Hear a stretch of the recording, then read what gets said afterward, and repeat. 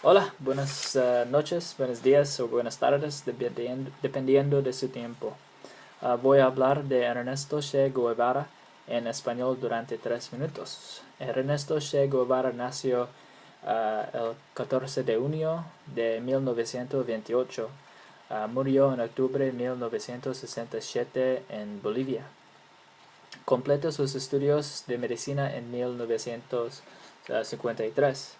Fue un teórico y un táctico de guerra de guerrillas, prominente figura comunista en la Revolución Cubana. Se hizo un icono de radicalismo izquierdista y antiimperialismo. Viajó por toda América Latina y sus observaciones le convencieron de que la única solución es la revolución violenta. Guevara se unió a fuerza del Fidel Castro para derrotar a la dictadura de Fulgencio Batista, en Cubana conocido como pasajes de la guerra revolucionaria. En 2 de enero de 1959 hizo un gobierno marxista con Fidel Castro y Guevara se convirtió en un ciudadano cubano. Che Guevara se hizo conocido en los Estados Unidos para su oposición de imperialismo y neocolonialismo y política exterior de los Estados Unidos. Se sirvió como jefe del Departamento Industrial de la Nacional Instituto de Reforma Agraria, presidente del Banco Nacional de Cuba y el ministro de Industria. Hizo muchos discursos populares y escritos como El socialismo y el hombre en Cuba y un manual muy influyente, La guerra de guerrillas. En el otoño de 1966, Guevara fue en Bolivia de incógnito para crear y conducir un grupo guerrillero en la región de Santa Cruz. El 8 de octubre de 1967, su grupo de la guerra fue derrotado por el ejército boliviano especial. Guevara fue capturado y asesinado. Class, I did my presentation on Ernesto Che Guevara. He was a revolutionary for the Cuban rebels. He was the right-hand man of Fidel Castro. And he was born on January 14, 1928, but some people say that he was born on May and that his parents changed from May to June on the birth certificate to avoid getting into trouble.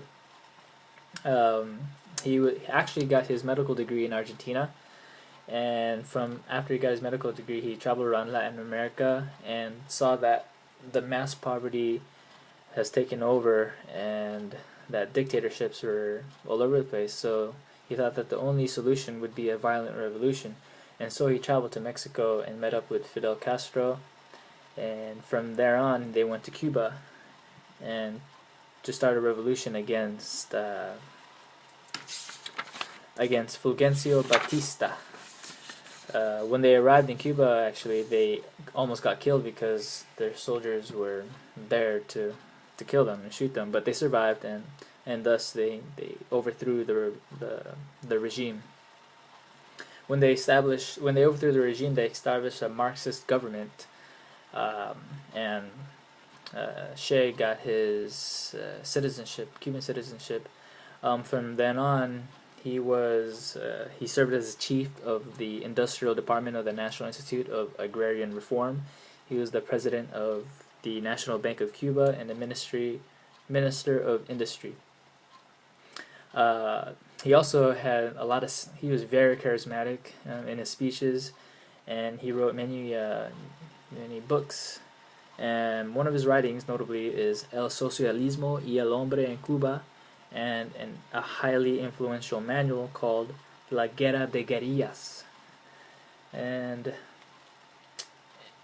he was so charismatic that in the Western nations, in the United States, he became a symbol for freedom and revolution.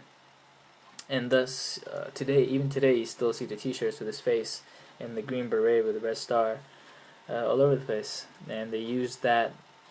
They use his face as the epitome of revolution and freedom.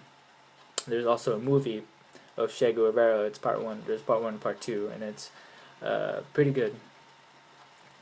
Well, while he was in Cuba, while he was in Cuba in 1965, he got rid of his identity. Che got rid of his identity and threw away all his belongings, and he went to the Republic of Congo to try to help the revolution over there to overthrow the dictatorship.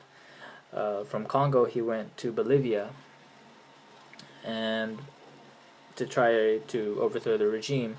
However, he was captured and executed by the Bolivian army, cooperating with the United States American CIA operatives.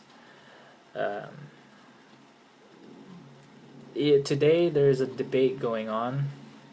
There's two sides to it about Che Guevara. Sorry.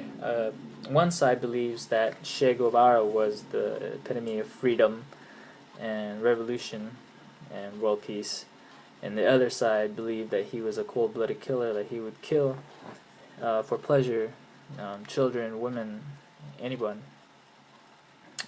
However, one thing to note is that during the time of the revolution and everything that was going on in 1950s, 60s, the American propaganda was extensive, as you all know, learn in history class. However, despite all that, don't take my words for it, because you need to do a lot more research to discover the gray areas of that, and that is why there's a continued debate even today. Depending on your opinion, one thing is for certain, is that the people of Cuba were a lot better off when the Marxist government of Fidel Castro and Che Guevara was established, rather than the dictatorship of Fulgencio Batista. And I'm finished. Adios.